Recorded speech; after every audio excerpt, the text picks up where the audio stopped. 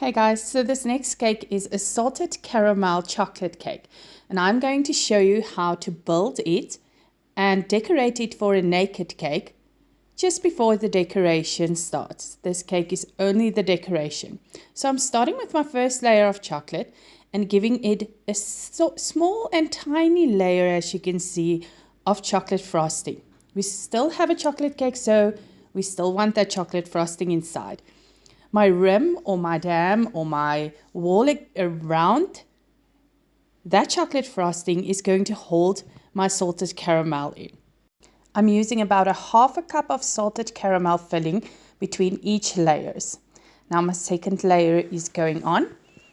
It's always a good idea to get those cake layers wrapped up right when they come out of the oven. It just keeps it nice and fresh. Now, as you will see during this video, I'm always keeping my eye on this cake. I'm going eye level with it. I'm going up and down to make sure it's right in the middle of my cake board. And I'm repeating all the steps I'm doing with each layer. Now, the second layer gets another half a cup of salted caramel that I'm smoothing out, so my third layer will just fit on perfectly. As I just mentioned, keeping it eye level and making sure the rounded side is right on top, because it makes just easier decorating that way. You can always trim your cakes, but I feel it's a lot of wasting of cake, while I just can fill it up with a little bit of buttercream. Now my last layer or wall around the cake, and then also the last layer of salted caramel. And even though I am continuing keeping my eye on the cake and trying to get it level, you guys will notice when I press on it later with my spatula, I will tilt it even though I have towels inside.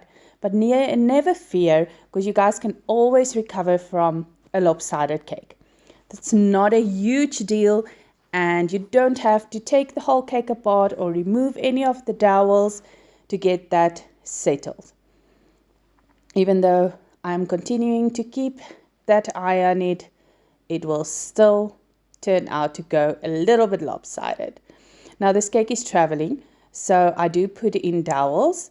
I only use 3 because there's no second layer going right on top of it. Only 3 will be perfectly enough. Pressing them inside with my spatula, I just feel it helps me a little bit more. Now, as you can see, I'm just leaving a little space between those cake layers. This cake is going to be a naked cake, so it doesn't have to have a full crumb coating, as it's only a little frosting I'm using. Okay, I'm using a large spatula. Do you guys see the difference in spatulas? If you don't have one, please get yourself one. It helps so much when doing large cakes, and it helps just smooth that layers out one at a time. Now there's some holes and spaces that needs to be filled, and I'm just taking my small spatula to patch that up and going right back to my large one to smooth around my cake. Now, as you can see, I'm already pressing too hard because that cake is going to the left side, and I am going to use my large scraper and just push a little bit onto the cake and removing that excess frosting. Now, by this time, I figured out my cake is a little bit to the one side, and I will just use my scraper later to push it back to where I want it to be. No trouble at all. At first I just thought I'll fix it up with a little bit of frosting, but in the end I realized I needed to go the extra mile. So I went eye level and just press it a little. At first just softly, and then later you will see me press it a little bit harder again to get it right to where I want it to be. There's no such thing as a total cake fail, guys. You can always recover from mistakes. Even after baking 8 years and decorating 8 years, I still make my mistakes myself. Hey, we're human. We just tend to do. So I'm smoothing at the top. And as you can see, I already have that beautiful naked cake that I want. From all of the cake stacking, my cakes are really soft, so I realized that I needed to trim down one more of those dowels I have it inside. And now I'm just filling up the sides.